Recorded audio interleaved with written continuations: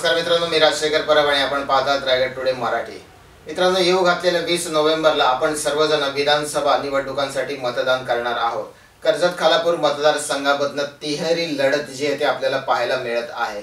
महायुतीचे उमेदवार आमदार महेंद्र थोरवे, महायुतीतनं बंडखोरी करून अपक्ष उभे राहिलेले सुधाकर घारे आणि त्याचबरोबर शिवसेना उद्धव बाळासाहेब ठाकरे पक्षाचे नितीन सावंत। आज दिनांक 14 नोव्हेंबर रोजी नितीन सावंत यांच्या प्रचारासाठी खोपोली शहरातील डॉक्टर बाबासाहेब आंबेडकर स्मारकाजवळ आज भव्य सभेचं आयोजन करण्यात आलं होतं आणि या सभेमध्ये प्रमुख वक्ते जे होते ते शिवसेनेचे नेते आदित्य ठाकरे यांनी आज संपूर्ण कर्जत खालापूर मतदारसंघातील जनतेला संबोधित केलं। याचबरोबर मंचावरती महाविकास आघाडीतील सर्व घटक पक्षांचे पदाधिकारी होते, त्यामध्ये काँग्रेस रायगड जिल्हा अध्यक्ष महेंद्र घरात देखील उपस्थित होते। आपण पाहूया आजच्या या प्रचार सभेचे काही क्षणचित्र। तो दिवस उलटला आहे की आपण त्या दिवसाची सर्वजण वाट बघत होतो। आदित्य साहेब लवकर त्या ठिकाणी येणार आहेत, त्यांनी 5 मिनिटं विस्ताराने तुमच्याशी सगळे या मतदारसंघाबद्दल तुमच्याशी बोलणार आहेत। साहेब गेले 10 दिवस या मतदारसंघामध्ये प्रत्येक गाव वाडी वस्ती त्या ठिकाणी जातोय। कर्जत तालुक्यातील 6 जिल्हा परिषद असतील, खालापूरच्या 2 जिल्हा परिषद असतील, खोपोली असेल, कर्जत असेल, प्रत्येक गाववाडीवर जात असताना त्या ठिकाणचा प्रत्येक माता भगिनी असतील, मायबाप जनता असेल, त्यांच्या मनामध्ये एक विश्वास आहे। प्रत्येक घरात जात असताना तो मायबाप जनता एकच त्या ठिकाणी सांगते की नितीन सावंत उमेदवार नाही, माझ्या घरातला, माझ्या कुटुंबातला, माझा भाऊ, माझा मुलगा त्या ठिकाणी उभा आहे। कितीतरी ठिकाणी गेलो असताना तिथले माऊली मालक मंदिराच्या देवारापाशी घेऊन जातात, त्या ठिकाणी जाऊन म्हणतात की देवाकडे आम्ही एकच प्रार्थना करतो, आमचा सर्वसामान्य कुटुंबातला मुलगा, आमच्या कुटुंबातला सदस्य हा लढतोय, हा संघर्ष त्याचा नाही तर आमच्या सर्वांचा आहे। आणि या मतदारसंघामध्ये मी तुमच्या सगळ्यांच्या साक्षी तुम्हाला शब्द देतो, येत्या 23 तारखेला त्या मतदारसंघामध्ये आपल्या सर्वांच्या घरातला आमदार, आपला कुटुंबातला आमदार, गेले 20 दिवस तुम्ही सर्वांनी मेहनत केली, प्रत्येक गाव साहेब वाडी वस्तीवर जातोय, गाव वाडीवर जातोय, इथे माझ्या सगळ्या माता भगिनी आहेत, माझे युवक या ठिकाणी आहेत, ज्येष्ठ पदाधिकारी या ठिकाणी आहेत, पायाला भिंगरीच लागल्यासारखे त्या ठिकाणी फिरतायत। प्रत्येकाच्या मनात एकच भावना आहे की माझा भाऊ, माझ्या कुटुंबातला सदस्य त्या ठिकाणी उभा आहे आणि त्यासाठी ते सगळे प्रयत्न करतायत। पण तुम्हाला एकच सांगेल की तुम्ही जी 20 तारखेपर्यंत तुम्ही माझ्यासाठी धावताय, वाडी वस्तीवर जाताय, येणाऱ्या 23 तारखेनंतर हा तुमचा मुलगा, हा तुमचा भाऊ, तुमच्या सुखदुःखात तुमच्या कुटुंबासाठी चावलीप्रमाणे उभा त्या ठिकाणी राहील। मी कुणावर टीका करणार नाही, कारण तो माझ्या स्वभावाने, माझ्या रक्तात, संस्कारात ते नाही। पण मी काय करणार आहे, या मतदारसंघामध्ये माझं विजन काय आहे, या मतदारसंघामध्ये काय प्रकारचा विकास झाला पाहिजे, तुमच्याशी मी त्याच्यावर चर्चा करणार आहे। त्याचा मतदारसंघ मुंबईपासून तसा जवळ, तसा पुण्यापासूनही जवळ, हा मतदारसंघ एमआयडी झोन मध्ये आहे। पण आज आमच्या कर्जत खालापूर तालुक्यामध्ये एक साधं हॉस्पिटल त्या ठिकाणी नाही। आज आम्हाला हॉस्पिटल सारखे एकतर पनवेल वाशी सारख्या ठिकाणी जायला लागतं, उल्हास डोंबिवली त्या ठिकाणी जायला लागतं, आता पुण्यासारख्या ठिकाणी जायला लागतं। त्या मतदारसंघात एक चांगलं हॉस्पिटल झालं पाहिजे, माझ्या इथले मायबाप जनता त्या ठिकाणी त्या सुविधांचा उपचार करून आरोग्य सुविधा सुधारली पाहिजे। या मतदारसंघामध्ये आजही पाण्याचा प्रश्न तसाच आहे। आजही वाड्या वस्तीवर तुम्ही गेला, वाड्या वस्ती लांब करायला शहरी भागापर्यंत गेला तरी आजही पाण्याची समस्या तशीच आहे। आज खोपोली सारखं एवढं मोठं शहर आहे, या शहरामध्ये आजही पाण्याची समस्या तशी आहे। या शहराला आज पण स्वतःच असे धरण नाही, ज्या धरणातून ते कायमस्वरूपी पाणी त्या ठिकाणी वापरू शकतात। सर्वात मोठी समस्या आहे, याच्यावर कायमस्वरूपी आपल्याला काम करावं लागणार। ट्रॅफिकची समस्या प्रत्येक शहरामध्ये आहे, लाईटचा प्रश्न, पाण्याचा प्रश्न, एज्युकेशनचा प्रश्न तसा आहे। या ठिकाणी सर्वात जास्त माझे युवक युवक आहेत। आज रोजगाराचा प्रश्न साहेब या मतदारसंघात सर्वात मोठ्या प्रमाणात आहे। माझ्या बाजूला एवढी मोठी एमआयडीसी त्या ठिकाणी आहे, पण आज माझ्या युवकांना एक तर मुंबईला जायला लागतं, तर पुण्याला त्या ठिकाणी जायला लागतं, त्यांच्या हाताला काम देण्याची त्या ठिकाणी गरज आहे। या ठिकाणी माझ्याकडे सर्वात जास्त प्रमाणात माता भगिनी या ठिकाणी, त्यांचा आशीर्वाद करा त्या ठिकाणी। त्या ठिकाणी माझ्या पहिले प्रत्येक माता भगिनीच्या हाताला बचत गटाच्या माध्यमातून घरी बसून त्यांच्या संसाराला हातभार लावण्यासाठी त्यांच्या हाताला काम देण्याची गरज आहे। या मतदारसंघामध्ये आज एज्युकेशनची फार मोठी समस्या आहे। पहिलीपासून ग्रॅज्युएशनपर्यंत आपल्याला डोनेशन दिल्याशिवाय कुठे शिक्षण त्या ठिकाणी मिळत नाही। या ठिकाणी कुठली एक अशी अभ्यासमालिका झाली पाहिजे, ते कर्जत असेल खोपोली असेल, जेणेकरून त्या ठिकाणी एमपीएससी यूपीएससी तयारी करण्यासाठी एक चांगलं ग्रंथालय त्या ठिकाणी झालं पाहिजे। माझ्या इथला करून कधी यूपीएससी अधिकारी त्या ठिकाणी झाला पाहिजे। या ठिकाणी साहेब कर्जत कालापूर पर्यटन म्हणून ओळखलं जातं। आज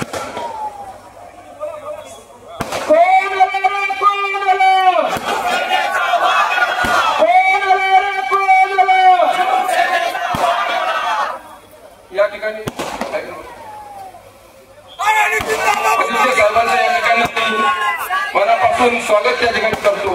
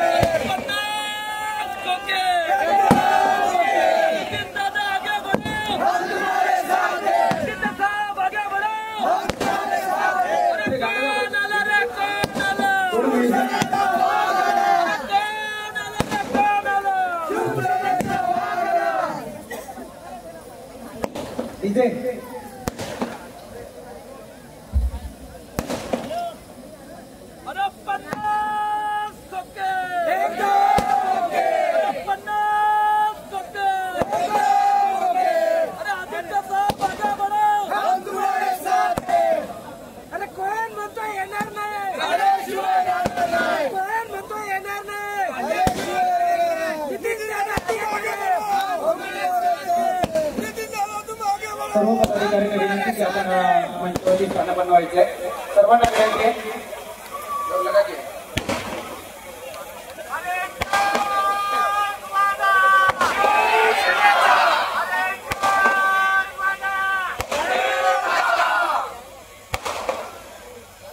साहेब, या ठिकाणी हा मतदारसंघ मुंबईच्या जवळ असल्यामुळे सर्वात जास्त पर्यटक या ठिकाणी येतात। आपले साहेब पर्यटन मंत्री त्या ठिकाणी होते। पर्यटन मंत्री असताना सर्वात जास्त निधी कुठे म्हणून या ठिकाणी दिला। 2.5 वर्षानंतर आपली सत्ता त्या ठिकाणी गेली। या ठिकाणी कित्येक फार्म हाऊस या ठिकाणी माझ्या मतदारसंघामध्ये, या ठिकाणी कित्येक रिसॉर्ट या ठिकाणी आहे, पण त्या ठिकाणी ते पर्यटक येतात आणि परत मुंबई आणि पुण्यासारख्या ठिकाणी निघून जातात। पण या ठिकाणी पर्यटन डेव्हलप झालं, या ठिकाणी पर्यटनाचा विकास डेव्हलप झाला, तर त्या ठिकाणी माझ्या प्रत्येक ग्रामीण भागाच्या प्रत्येक कुटुंबाला त्या ठिकाणी रोजगार त्या ठिकाणी मिळेल, यासाठी प्रयत्न करण्याची गरज आहे। या मतदारसंघामध्ये साहेब फिरत असताना गेले 10-15 दिवस प्रत्येक वाडी वस्तीमध्ये सगळ्यांनी एकच विश्वास त्या ठिकाणी दिला। येणाऱ्या दिवसामध्ये तो माझ्याकडे आला नाही तरी चालशील, पण तू दुसऱ्या गावात जा, दुसऱ्या गावात तेच त्या ठिकाणी सांगतात। त्यांनी प्रत्येकाला एकच त्या ठिकाणी म्हणणं आहे, त्या मतदारसंघामध्ये गेले 2.5 वर्ष प्रत्येक मनामध्ये त्या ठिकाणी एक वेगळ्या प्रकारचं घर निर्माण केलं। त्याच विश्वासाने, त्याच भाऊ, त्याच मुलगाने नाते प्रत्येकाला आशीर्वाद त्या ठिकाणी आहे। मी आदित्य साहेबांना जास्त बोलता येत नाही, मी त्यांना फक्त तुमच्या सगळ्यांच्या साक्षीने बोलायला एकच शब्द त्या ठिकाणी देणार आहे आणि त्या ठिकाणी थांबणार आहे। या 20 तारखेला 2 नंबरला मशाले चिन्ह आहे। त्या मशाले चिन्हावर माझी कर्जत कालावधी मायबाप जनता ही त्या ठिकाणी मशाले चिन्हावर वोट देणारच आहे, पण 23 तारखेला मतदारसंघामध्ये चमत्कार घडेल आणि मला एक विश्वास आहे, माझ्या प्रत्येक कार्यकर्ता ठिकाणी विश्वास आहे। कमी कमी 20,000च्या पुढच्या फरकाने या मतदारसंघामध्ये शिवसेना, उद्धव ठाकरे आणि महाविकासचा आमदार त्या ठिकाणी राहिलेला असेल, हे त्या ठिकाणी बोलतो आणि थांबतो। जय जय महाराष्ट्र। धन्यवाद दादा। या ठिकाणी आपण आदित्य साहेबांकडे जाणार आहोत। पूर्वी या ठिकाणी अखिल भारतीय वार्ताहर संघ, भारतीय बहुजन आघाडी शिवा मातंग सेना वतीने पाठिंबा देण्यात आलेला आहे ऍडव्होकेट प्रल्हाद बरेटवार यांच्याकडून। त्याचप्रमाणे या ठिकाणी साहेबांचं भाषण होईल। जय महाराष्ट्र। कर्जतमध्ये यायचंच होतं आणि आज सकाळी दापोली झाल्यानंतर मी नितीनजीने सांगितलं की तुमच्यासाठी कसंही मला यायचंच आहे, मला माहिती आहे तुमचा विजय पक्का आहे, पण मावळ बघण्यासाठी मला यायचं।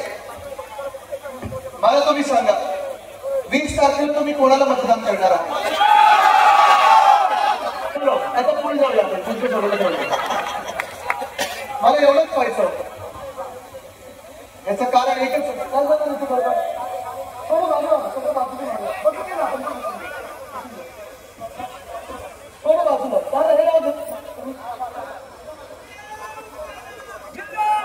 वीस तारखेला तुम्ही मशालला पेटवणार आहातच, पण तुम्ही ठरवायचं आहे की ह्या मतदारसंघात निष्ठावंत जिंकून येणार की गद्दार जिंकून येणार। तुम्ही ठरवायचं आहे ह्या मतदारसंघाच्या जनतेसाठी लढणारा माणूस पाहिजे की जो गद्दार ह्या मतदारसंघाला विकायला निघालेला आहे। कोण ठरवणार तुम्ही? कोणाला तुम्ही निवडून देणार? तुम्ही ठरवायचं आहे की नितीनजी पाहिजे की उद्धव बाळासाहेब ठाकरे ह्या व्यक्तीचं सरकार पडल्यामुळे टेबलांवर चढून जे नाचलेत त्यांना लढून द्यायचं।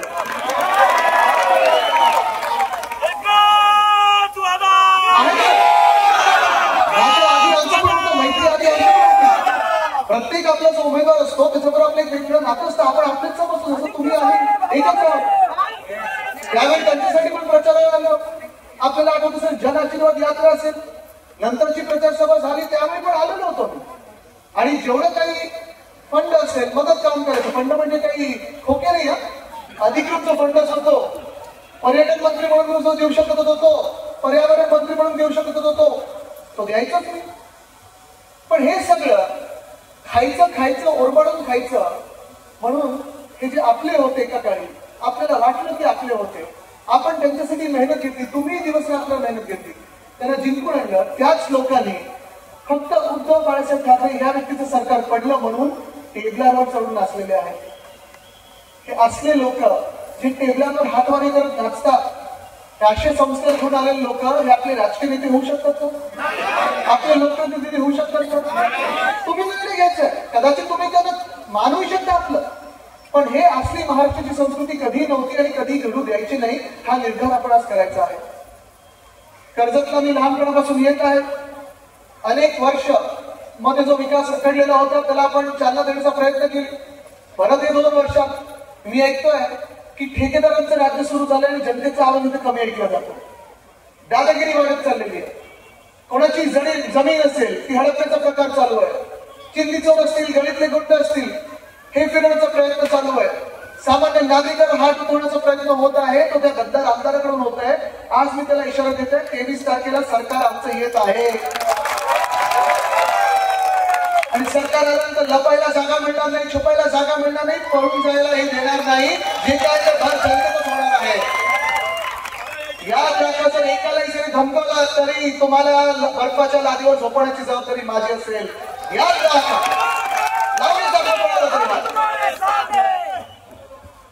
काहीतरी उगीच दाखवायचं, स्वतः पळाले होते सुरतला, तिथून गुवाहाटीला, कुठच्या स्थितीत हलत डुलत गेले होते गुवाहाटीला आपल्याला माहिती आहे। मग त्यांचे गद्दारांचे ते नेते एकनाथ शिंदे असो किंवा हे स्वतः इकडचे असो, पण आज ही लढाई जी आहे ही फक्त काही गद्दार विरुद्ध निष्ठावत नाहीये, त्यापेक्षाही खूप मोठी राहिली आहे लढाई। जसं नितीनजींनी सांगितलं की आपण मुंबईच्या हाकेच्या अंतरावर आहोत। मुंबई ही तुमची आमची सर्वांची महाराष्ट्राची राजधानी आहे आणि ह्याच मुंबईला भाजप असेल, दिल्लीला असेल, तोडून गुजरातला जोडता येत नाही। ह्याच मुंबईला केंद्र शासित करता येत नाही, कारण त्यांना माहिती आहे आपण सर्व रस्त्यावर उतरू, मराठी माणूस असेल, आम मुंबईकर असेल, रस्त्यावर उतरेल, कुठच्याही भाषा बोलीचं असेल, मग काय करायचं? मग निवडणुकीत प्रयत्न करायचा। आपण मुंबई जिंकताही आली नाही, तर आता शेवटचा प्रयत्न या भाजपचा आहे की मुंबईला अदानीच्या घशात फुकटात टाकायचं। हे खरं सांगत आहे, तुम्ही देखील येऊन पहा। आजच्या घडीला म्हणजे ज्या मागच्या 2-3 आठवड्यांमध्ये निवडणूक लागायच्या आधी नितीनजी, जे मंत्रिमंडळाच्या बैठका झाल्या, जे निर्णय झालेले आहेत, त्याच्यात काही निर्णय असे झाले, चला टोल माफी काय तर 50 रुपये आता नागरिकांना भरायला नाही लागणार मुंबईच्या टोलवर. ठीक आहे, आपल्याला वाटतं अरे बाबा 50 रुपये मला भरायला नाही लागणार. पण ज्या मिनिटाला आपण 50 रुपयाची सूट घेतो त्याच मिनिटाला त्याच निर्णयाच्या आड घेऊन अदानीला 50,000 कोटीची जमीन फुकटात दिली जाते. मुंबईमध्ये जवळपास 1080 एकर तुमचे आमचे सामान्य नागरिकांचे, मुंबईकरांचे, या महाराष्ट्राचे अदानीच्या घशात फुकटात घातलेले आहेत. आणि हे मी एवढ्यासाठी सांगत नाही की मुंबईला धोका आहे किंवा आम्हाला धोका आहे. हा धोका संपूर्ण महाराष्ट्राला जो आज मुंबई गेला निघालेला आहे, उद्या ह्याचं स्वप्न असेल की महाराष्ट्राचं नाव एक तर गुजराष्ट्र करावं किंवा अदानी राष्ट्र करावं. हे भाजपच्या मनात आहे. आज जे मुंबई गेला निघालेले आहेत ते कर्जत घेतील, उद्या अजून काही घेतील, खोपोळी घेतील, अजून काही काही घ्यायला लागतील. कारण सगळं काही पाहिजे त्यांना ते फुकटात पाहिजे. 1 रुपया त्यांचं द्यायचं नाही त्यांना. किती लोकांची इथे स्वप्न की मुंबईत स्वतःचं घर असावं, जर हात वरती करून दाखव. सगळ्यांच्याच नाही. चला मी तुम्हाला एक चॅलेंज देतोय. उद्या येऊन मंत्रालयात जा आणि सांगा की साहेब आम्हाला 1 इंच फुकटात पाहिजे, 1 स्क्वेअर फूट फुकटात पाहिजे. मिळेल कोणाला? नाही. जर आपल्या महाराष्ट्रातल्या जनतेला 1 स्क्वेअर फूट फुकटात मिळत असेल मुंबईत, तर मग अदानी कोण लागून जातात आपले की त्यांना 1080 एकर फुकटात मिळतात. पण हे सगळं जेव्हा चालू असतं, हे लपवण्यासाठी वेगळ्या वेगळ्या योजना काढण्याचा प्रयत्न करतात. मध्यंतरीच्या काळात ती एक योजना नवीन आली, लाडकी बहीण. लाडकी बहीण त्याच्या खरं तर ते 3 पक्ष आहेत, महायुती नाही, महायुती. ते किती एकत्र तुम्हाला एका ह्याच्यातूनच कळतं. लाडकी बहीणचं होर्डिंग एक कोणतरी पूर्ण पिक करून टाकतं, दुसरं कोणीतरी मुख्यमंत्री नावच गाळून टाकतं, तिसरं स्वतःच नाव लावतं, चौथ्यावर असा फोटो येतो देवा भाऊ सगळं मिळून आपणच खाऊ. पण आज त्या लाडकी बहीण मधून किती मिळणार आहेत पैसे तुम्हाला? किती मिळतात? किती महिलांना विचारतो मी? 1500 ना? तुम्हाला पण येते की काय? बघा नाही तर सरकारमध्ये काही होऊ शकतं, त्या भाजपमध्ये काही चमत्कार होऊ शकतो. तुम्हाला सांगतो कसा. आज आपल्याला हे सांगतात की आम्ही लाडक्या बहिणींना 1500 रुपये देऊ. 10 वर्षापूर्वी 2014 मध्ये प्रधानमंत्री मोदींनी काय सांगितलं होतं आपल्याला? किती लाख देणार होते? 15 लाख. किती लाख देणार होते? 15 लाख. आता डोळे बंद करा आणि उघडा. या 2024 मध्ये आला 15 लाखामधून किती शून्य काढले? तुम्हाला पण पाहिजे? नाही, त्यांना पण पाहिजे. थोडी गडबड झाली. पण 15 लाखावरनं 1500 वर आले. 10 वर्षात त्यांनी किती शून्य काढले बघा. आणि तुम्हाला एक सांगतो, जर चुकून ह्या भाजपचं सरकार, या मिंदेंचं सरकार, गद्दारांचं सरकार डोक्यात बसलं ना आपल्या, तर उद्याच्या काळी आपल्याला 150 रुपये द्यायलाही यांना लाज वाटणार नाही. खोटं बोलत नाहीये. मागच्या आठवड्यातली बातमी आहे, पेपरमध्ये बघा. फोटोवाले योगी आदित्यनाथजींनी युपी मध्ये 300 रुपयाच्या चेकचा वाटप केलाय. आणि हे एवढे निर्लज्ज लोक आहेत, भाजपा असतील किंवा एकनाथ शिंदेवाले असतील, की यांनी जेव्हा आता गेल्या 2 वर्षात आपल्या शेतकऱ्यांवर काही आपत्ती आली, मग गारपीट झाली, कधी अवकाळी पाऊस आला, कधी सततचा पाऊस लागला, कधी पूर आला, कधी दुष्काळ आला, नुकसान भरपाई म्हणून शेतकऱ्यांना 50 रुपयाचा चेक, 25 रुपयाचा चेक हे पण वाटप करून झाले. पण ह्या 1500 काही परवडतं का? काही चालते ना घर? नाही चालत. आज महिला जे आहेत आपल्या राज्यातले असतील, आपल्या देशातले असतील, फक्त घर नाही चालवत तर समाज पण चालवतात. ऑफिसमध्ये तेवढंच काम करतात, मेहनत घेतात. शिक्षिका असतील, ऑफिसमध्ये मॅनेजर असतील, मोठ्या मोठ्या पदांवर महिला आहेत. आणि याच महिला समाजाचा कणा आहे, घराचा कणा आहे, घर चालवतात, समाज चालवतात. या महिलांसाठी उद्धव साहेबांनी सांगितलेलं आहे की आपलं सरकार आल्यानंतर फक्त 1500 नाही तर महालक्ष्मी योजनेत दुप्पट करून 3000 रुपये प्रति महिला आपण प्रति महिलेला देणार आहोत. फक्त एवढंच नाही, 6 सिलेंडर आपण वर्षाला मोफत देणार आहोत. एवढंच नाही, तसं तुम्ही सांगितलं, आपण कधी कधी शहराकडे येतो, कधी गावाकडे जातो, कधी माहेरी जातो, कधी सासरी जातो, कधी मुलांना शाळेत सोडायला जातात, कधी कामावर जातात. आणि ह्या महागाईच्या काळात जी मोदी साहेबांनी या देशामध्ये महागाई आणलेली आहे, ह्या महागाईच्या काळात उद्धव बाळासाहेब ठाकरे ह्या व्यक्तीने सांगितलेलं आहे की आपल्या महाविकास आघाडीचं सरकार आल्यानंतर महिलांसाठी आपण मोफत एसटी आणि बीएसटीचे पास देखील करणार आहोत. प्रत्येक शहरात मोफत बस सेवा असेल. पण महिलांचा जेव्हा आपण विचार करतो तेव्हा अर्थात आपण विचार अनेक घटकांचा करत असतो. या राज्याचा करतो, या समाजाचा करतो, या देशातला करतो. आणि देशाचा एक महत्वाचा घटक म्हणजे आजचा आपला युवा आहे. या कर्जतमध्ये मला माहिती कर्जतमध्ये असे अनेक तरुण आहेत जे आजूबाजूला जातात, कामासाठी जातात, जॉब शोधत जातात. जमिनीला आता तर कुठे कुठे भाव आलेले, पण तरी देखील औद्योगिक क्षेत्र कुठे आहे? औद्योगिक क्षेत्र MIDC की ते आपण शोधत जातो, काम करायला जातो. प्रत्येक दिवशी आपल्याला रोजगार शोधायचा असतो, नोकरी शोधायची असते. पण नितीनजी, तुम्ही गेले 2 वर्ष आमच्यासोबत लढा देता. तुम्ही काही आता एअरड्रॉप झालेले उमेदवार नाही का? 2 वर्ष सगळी जनता तुम्हाला पाहते. 2 वर्ष तुम्ही घरोघरी जाऊन काम केले, लोकांची मदत केलेली आहे, लोकांची सेवा केलेली आहे. तुम्ही जो प्रभाव होता, जे गद्दारांकडे जात होते, त्याच्या विरुद्ध पाहून तुम्ही उद्धव साहेबांना निष्ठावंत बनून राहिला. ह्याचा एक कौतुक करत असताना आज तुम्हाला विचारतो की तुम्ही राजकारणात असताना पेपर तर 2 वाचत असाल ना, पेपर वाचत असताना, आणि तुम्ही पण कोणी असेल तर मला सांगा, ह्या गेल्या 2 वर्षांमध्ये एक तरी चांगली घटना आपल्या ह्या राज्यातल्या तरुणांसाठी वाचली आहे का? नवा उद्योग कुठचा आलाय का? नवी इंडस्ट्री कुठची आली का? नवी कंपनी कुठची आली का? एक तरी नवीन नोकरीची घोषणा झाली का? रोजगाराची संधी आली आहे का? नाही आली. जो रोजगार ह्याला मिळाला तो 40 चोरांना मिळाला, 40 गद्दारांना मिळाला. पण तुमच्या आमच्यासारख्या तरुण मुला मुलींना जे रोजगार आपल्या हातात होते ते देखील निघून गेलेले आहे ना. म्हणजे आपण विचार करा, या संपूर्ण महाराष्ट्रामध्ये आपल्या महाविकास आघाडीच्या काळात जे आपण 6.5 लाख कोटीची गुंतवणूक करू शकलो, प्रत्येक जिल्ह्यामध्ये आपण वेगवेगळे इंडस्ट्री आणत होतो.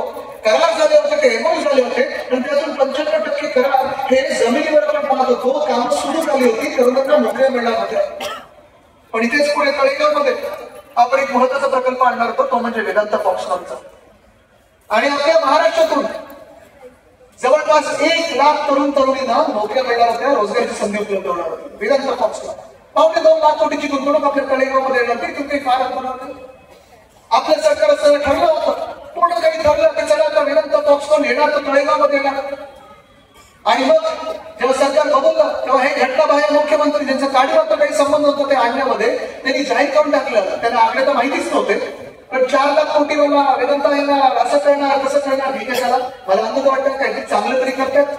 एवढं आपलं सरकार पाडलं, उद्धव साहेबांच्या पाठीत खंजीर खूप बसला, तरी देखील नोकरी आणण्याचा तरी प्रयत्न करतात असं मला वाटलं होतं. पण जवळपास ऑगस्ट-सप्टेंबर मध्ये वेदांत फॉक्सकॉनवाल्यांची भेट ही देवेंद्र फडणवीसजींबरोबर झाली. आणि ज्या दिवशी भेट झाली त्या दिवसापासून बरोबर 48 तासामध्ये वेदांत फॉक्सकॉनने ट्विटरवर जाहीर केलं की ते आता हलत आहेत तळेगावमधून धोलेराला, गुजरातमध्ये. फडणवीस साहेब, काय आपण जबाबदार आहात? आपण सांगितलं ना गुजरातला जायला, की एकनाथ शिंदेनी सांगितलं गुजरातला जायला, की तुमच्या खोके सरकारने सांगितलं गुजरातला जायला, की वरतून फोन आला गुजरातला जायला? बघा, गुजरातची माझं काडी मात्र भांडण देण्यात काही वैयक्तिक गोष्ट नाही. काय गुजरातमध्ये चांगला काही होत असेल तर चांगला मला आनंद आहे, आसाममध्ये चांगला होत असेल आनंद आहे, काश्मीरमध्ये होत असेल आनंद आहे. माझी नेहमी हीच भूमिका झालेली आहे की जेव्हा प्रत्येक राज्य प्रगती करेल तेव्हा आपला देश प्रगती करेल. पण एका राज्याच्या प्रगतीसाठी, गुजरातच्या प्रगतीसाठी जेव्हा आपण सगळ्या देशातून सगळं जे काय आहे ते ओरबडून घेतो, महाराष्ट्रातून ओरबडून घेतो आणि गुजरातला येतो, तिथे आपण लढणार म्हणजे लढायला तर लागणार, आपल्या हक्काचं आहे. का म्हणून ह्याच खोके सरकारने, ह्याच एकनाथ शिंदेनी, ह्याच गद्दारांनी गुजरातला तो प्रकल्प दिला ज्या प्रकल्पाने माझ्या राज्यामध्ये 2.25 लाख कोटी आणले असते. याच तळेगावमध्ये इथे पलीकडे आणून 1 लाख तरुणींना नोकऱ्या दिल्या असतात. पण ते केलं. एअरबस टाटाचा प्रकल्प केला. ज्या एअरबस टाटाच्या प्रकल्पासाठी परवाकडेच मोदी साहेबांनी गुजरातमध्ये रोड शो केला. रोड शो कशासाठी करणं गरजेचं होतं? प्रधानमंत्री येऊन एका इंडस्ट्रीसाठी रोड शो करतात. पण भाजपवाल्यांना आणि खोके सरकारला आणि मोदी साहेबांना आपल्याला हे दाखवून द्यायचं होतं की महाराष्ट्रवाल्यांना बघा, तुमच्या राज्यात निवडणूक असेल किंवा नसेल, तुम्ही आम्हाला मत द्या किंवा नका देऊ, आम्हाला परवा नाही तुमची, तुमच्या तरुणांची परवा नाही. तुमचे जे उद्योगधंदे आहेत, तुमचे जे रोजगाराच्या संधी आहेत ते आम्ही गुजरातला, ह्याच्याबद्दल तुम्हाला कधी राग येतो की नाही येत असं तुम्हाला विचारायला लागलं. बंदरात पार्क केलं, मेडिकल डिव्हाइस पार्क केलं, सोलर एनर्जी इक्विपमेंट पार्क केलं, डायमंड बॉक्स चाललं होतं, इंटरनॅशनल फायनान्शियल सर्व्हिसेस सेंटर केलं. हे सगळं फक्त काही मुंबई येत नव्हतं, संपूर्ण महाराष्ट्रात वेगवेगळ्या जिल्ह्यांमध्ये येत होतं. पण मुंबईची देखील प्रगती असते ती आपल्या सर्वांसाठी असते, कारण मुंबई तुमच्या हक्काची आहे. तुमची आमची राजधानी ही मुंबई आहे, महाराष्ट्राची राजधानी मुंबई आहे. जवळपास अनेक लोक इथून येतात, मुंबईत दररोज काम करून परत घरी येतात. मुंबईतून अनेक लोक इथे येतात. पण ही जी आपली एक नातं आहे, जी जवळीक आहे, ही जी आर्थिक आपली घडी आहे ती विस्कटायला आपलं सरकार काढलं गेलं. आज त्या सगळ्या बेरोजगार तरुणांना जे गेल्या 2 वर्षात हाल बेहाल झाले, हैराण झाले, त्रस्त झाले, त्यांना मी सांगत आहे आपल्यासाठी 2 गोष्टी आपण महत्वाच्या या महाराष्ट्रात करत आहोत. एक, जे तरुण आहेत, जे अजून जॉब मार्केटमध्ये यायचे आहेत, जे अजून पूर्ण त्यांचं शिक्षण व्हायचं आहे, मुलींसारखंच मुलांसाठी आपण मोफत शिक्षण राज्यभरात राबवणार, म्हणजे राबवणारच गरजेचं मोफत शिक्षण. मुंबई पब्लिक स्कूल जशी आपली बीएमसीची आहे, मुंबई महानगरपालिकेची आहे, तशी आपली महाराष्ट्र पब्लिक स्कूल आपण करत आहोत. संपूर्ण महाराष्ट्रात प्रत्येक जिल्हा परिषदेत दर्जाच्या शाळा तर आहे, पण त्याला अजून पुढे नेण्याचं काम करत आहोत. पण बेरोजगार तरुणांसाठी रोजगार मिळेपर्यंत पुढच्या 2 वर्षामध्ये आपण 4,000 रुपये प्रति महिना प्रत्येक बेरोजगार तरुणांना देणार आहोत. आपली पंचसूत्री जाहीर झाली. शेतकऱ्यांसाठी आपण कर्जमुक्ती 3 लाखापर्यंत सांगितले. महिलांच्या ज्या गोष्टी आहेत ते आपण सांगितलं. आणि फक्त एक घोषणा नाही की आपली वचने आहेत, कारण आपलं हिंदुत्व जे आहे ते साफ हिंदुत्व आहे. कुठेही कोणाचं घर जाणं, मॉब लिंचिंग करणं, तुम्ही हे खाता किंवा हा रंग घालता म्हणून तुमचा धर्म भ्रष्ट झाला, धर्म बदलला, एवढं पोकळ आपलं हिंदुत्व नाही. तेवढं पोकळ हिंदुत्व हे भाजपचं आहे. त्यांचं चुनावी हिंदुत्व आहे, त्यांचं नकली हिंदुत्व आहे. आपलं हिंदुत्व हे स्पष्ट आहे. रघुकुल रीत सदा चली आहे, प्राण जाय पर वचन न जाय. जी वचन आपण दिलेली आहे ती पूर्ण करून दाखवणारच. आज आपण पाहतो या महाराष्ट्रामध्ये पंचसूत्रीमध्ये शेतकऱ्यांसाठी आपण जाहीर केलेलं, पंचसूत्रीमध्ये युवकांसाठी, बेरोजगारांसाठी जाहीर केलेलं, महिलांसाठी जाहीर केलेलं. साधारणपणे या महाराष्ट्रामध्ये अनेक चळवळी आता या गेल्या 2 वर्षात निर्माण झालेल्या आहेत, ज्या चळवळी आरक्षणासाठी मागत आहेत, आरक्षण मागत आहेत. आणि न्याय हक्क, आरक्षण ही मागणी बरोबरच आहे, योग्यच आहे. पण भाजपवाल्याने, देवेंद्र फडणवीस, एकनाथ शिंदेनी छत्रपती शिवरायांची शपथ घेऊन सगळ्या समाजाला फसवलेले, सगळ्या समाजाने लढवून ठेवलेले. एकदा हे कळलं पाहिजे की जो जरांगे पाटील साहेबांवर लाठीचार्जचा आदेश दिला होता, कोणी दिला होता? देवेंद्र फडणवीसांनी दिला होता की एकनाथ शिंदेने दिला होता? खरा जनरल डायर कोण आहे? वारकऱ्यांवर लाठीचार्जचा आदेश जो दिला होता तो कोणी दिला होता? देवेंद्र फडणवीसांनी दिला होता की एकनाथ शिंदेने दिला होता? खरा जनरल डायर कोण आहे? आणि त्याच देवेंद्र फडणवीस साहेबांना पाठिंबा देणारे मनसे आणि मनसेच्या सोबत जोडणारे जे अपक्ष असतील ते कोणाची प्रार्थना करत आहेत, कोणाच्या बाजूने जात आहेत? कारण मनसेचं आता जे मी पाहतोय चित्र ते एवढं वेगळं झालेलं आहे. मी त्यांच्या नेत्यांवर कधी बोलत नाही, वैयक्तिक बोलत नाही, मर्यादा मी पाळतो. पण दुर्दैवाने असं आहे की मनसे असेल किंवा मनसेला जोडून घेतलेले सगळे अपक्ष असतील, मनसेच्या आशीर्वादाने उभे राहिलेले अपक्ष असतील, नितीनजी ते आज महाराष्ट्रातल्या भूमिपुत्रांबद्दल बोलत नाहीये. ते लढतात, ते गुजरातच्या भूमिपुत्रांबद्दल लढतात, गुजरातच्या भूमिपुत्रांसाठी लढतात. कारण भाजपला मत म्हणजे मोदी साहेबांना मत. आणि त्याच मोदी साहेबांनी ज्यांनी वेदांता फॉक्सकॉन पासून एअरबस टाटापर्यंत सगळे प्रकल्प नेले गुजरातला, तेच मोदी साहेब ज्यांनी 5 लाख रोजगाराच्या संध्या आपल्या महाराष्ट्रातून नेल्या गुजरातला, तेच मोदी साहेब ज्यांनी सांगितलं होतं पीएम फंडाला पैसे द्या. आपल्या लोकप्रतिनिधींनी, आमदार खासदारांनी उद्धव साहेबांच्या हाकेला महाराष्ट्राला फंड दिला. भाजपवाल्यांनी दिला फंड तो पीएम फंडाला, त्याच्यातून महाराष्ट्रात काही नाही आलं तर सुरतमध्ये कोविडचं हॉस्पिटल बांधलं गेलं. पण वातावरण गढूळ करत जायचं, वातावरण दूषित करत जायचं. आणि ह्या दूषित वातावरणात, ह्या गढूळ वातावरणात विषय मुद्द्यांवर चर्चा होतच नाही.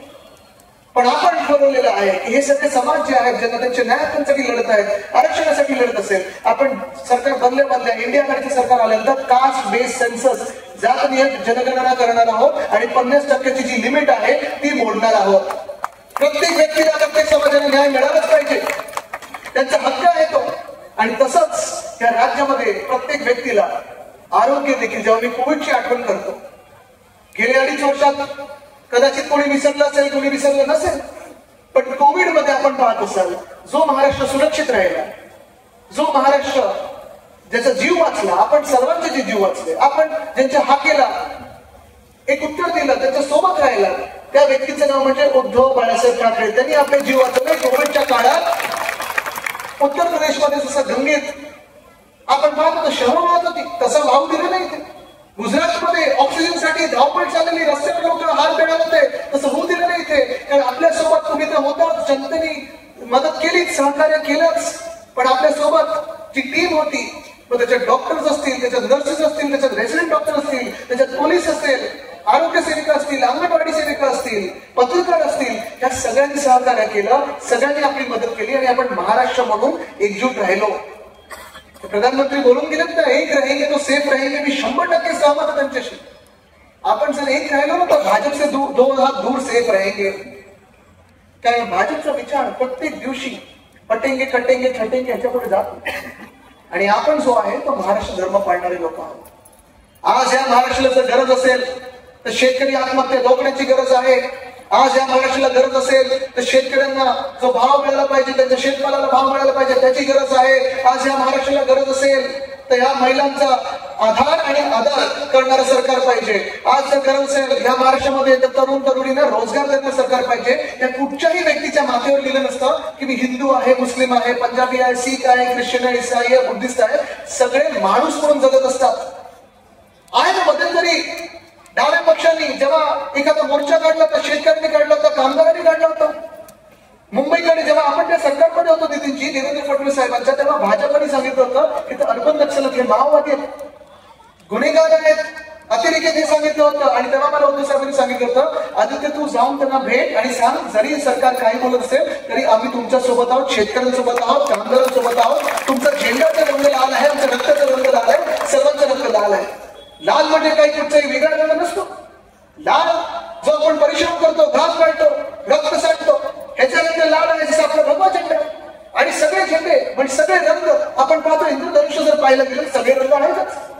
पण शेतकरी असतील, कामगार असतील, तरुण असतील, बेरोजगार असतील, महिला असतील, या सगळ्यांसाठी आज आपल्याला महाराष्ट्र धर्म ह्याचं पालन करणं गरजेचं आहे. आणि तोच धर्म घेऊन आपल्याला पुढे जाणं पुढे आपल्यामध्ये भेदभाव निर्माण करण्याचा प्रयत्न पुढच्या 4-5 दिवसात होईल. शेवटचे 4-5 दिवस राहिले. काही लोक आमिष देतील, काही लोक धमक्या देतील, काही लोकांचं वाटप सुरू होईल, काही लोक आपल्यामध्ये जातीमध्ये धर्मामध्ये तेढ निर्माण करण्याचा प्रयत्न करतील. पण जेव्हा आपण विखुरले जातो, जेव्हा आपल्यामध्ये फाटाफूट होते, जेव्हा आपली आयडेंटिटी एक वेगळा धर्म किंवा जात किंवा पंथ म्हणून होते आणि आपण त्या ह्याच्यावर मतदान करायला लागतो, तेव्हा भाजपची पोळी भाजली जाते. कारण भाजपला आपल्याला महाराष्ट्राला पुढे न्यायचं नाही. भाजपचा एकच हेतू आहे की महाराष्ट्र कसं मागे जाईल. खरं तर मी भाजपवाल्यांना पण विचारत आहे, संघवाल्यांना पण विचारत आहे, हा खरा प्रश्न आहे माझा की आज जी परिस्थिती उद्भवलेली आहे, ठीक आहे महाराष्ट्राला काही नाही मिळालं, एक गोष्ट मी समजू शकतो, तुमच्या स्वार्थासाठी तुम्ही केलंच. फडणवीस साहेबांच्या स्वार्थासाठी तुम्ही आमचं महाराष्ट्र फोडण्याचं काम केलं, 2 पक्ष फोडण्याचं काम केलं, पवार साहेबांचा परिवार फोडण्याचं काम केलं. पण आज या सरकारमध्ये भाजपवाल्यांना तरी काय मिळालं? मुख्यमंत्री कोणाचे तो गद्दार, बरोबर आहे. 2 उपमुख्यमंत्री आहेत, त्याच्यातून एक उपमुख्यमंत्री भाजपचे, दुसरे उपमुख्यमंत्री कोण आहेत? अजितदादा. तेच अजितदादा ज्यांच्या विरोधात भाजपच्या कार्यकर्त्यांनी, भाजपच्या नेत्यांनी लाठीचार्ज सहन केला, लाट्याकाट्या काढल्या, आंदोलनं केली, सांगितलं हे भ्रष्ट आहे, जेलमध्ये गेले, सगळं काही केलं. आणि ज्या मिनिटाला अजितदादा महायुतीत गेले, भाजपचा जो पालकमंत्री होता पुण्याचा त्याला बाजूला केलं आणि त्याच कार्यकर्त्यांच्या डोक्यावर दादांना आणलं. 10 मंत्री जे आहेत ह्या सरकारमध्ये ते फोडलेले शिवसेनेतून आहेत, 9 मंत्री जे आहेत ते फोडलेले राष्ट्रवादीमधून आहेत आणि 10 जे भाजपचे आहेत त्याच्यातून पण फक्त 6च ओरिजिनल भाजपचे आहेत, 4 हे बाहेरचे आहेत. विधानसभेचे अध्यक्ष 2019 इम्पोर्ट होते, आधी शिवसेनेत होते, मग राष्ट्रवादीमध्ये होते, आता भाजपमध्ये आहेत. 2-3 वर्षात जर निवडून आले तर कुठे असतील आपल्याला माहिती नाही. हे सगळं जर चित्र पाहिलं, सगळे मंदिरं घ्या, मंदिराची न्यास घ्या, कुठचंही महामंडळ घ्या, कुठचंही मंडळ घ्या, आज भाजपला काय मिळालं? पण सगळीकडे एकच प्रयत्न होतोय की महाराष्ट्राला रोखायचं कसं. मी आज तुम्हाला विचारत आहे, हे सगळी जी काही लूट झाली आहे, जो काही भ्रष्टाचार चाललाय, जो काही नागरिकपणा चालला, जो काही नारायणपणा या सरकारने दाखवलेला आहे स्वतःचा चेहरा म्हणून, हे तुम्हाला मान्य आहे की परिवर्तन हवंय? जे काही गद्दार जे टेबलावर चढून नाचलेले आहेत, तुम्हाला तेच पुन्हा राज्यकर्ता म्हणून पाहिजे की परिवर्तन हवंय? तुम्हाला नितीनजी हवे की 40 तो हवे? आणि जर नितीन दादा हवे असतील तर आपली निशाणी कुठची? विचार पाहिजे असेल तर आपली निशाणी कुठची? महाविकास आघाडीच्या सरकारमध्ये कर्जतला स्थान हवं असेल तर निशाणी कुठची? महिलांना सन्मान हवा असेल तर निशाणी कुठची? युवा बेरोजगारांना जर बेरोजगारी भत्ता पाहिजे असेल आणि नोकऱ्या पाहिजे असेल तर निशाणी कुठची? शेतकऱ्यांना न्याय पाहिजे असेल तर निशाणी कुठची? सगळ्या सरकारी कर्मचाऱ्यांना जुनी पेन्शन योजना पाहिजे असेल तर निशाणी कुठची? शेतकऱ्यांना, कामगारांना, सगळ्या तरुणांना जर न्याय पाहिजे असेल तर निशाणी कुठची? 20 तारखेला निशाणी कुठची? 20 तारखेला निशाणी कुठची? 20 तारखेला निशाणी कुठची? 20 तारखेला निशाणी कुठची? मशाल मशाल मशाल 20 तारखेला मशालीला मतदान करा आणि या महाराष्ट्राचा अंधार दूर करा. धन्यवाद. जय हिंद, जय महाराष्ट्र, वंदे मातरम.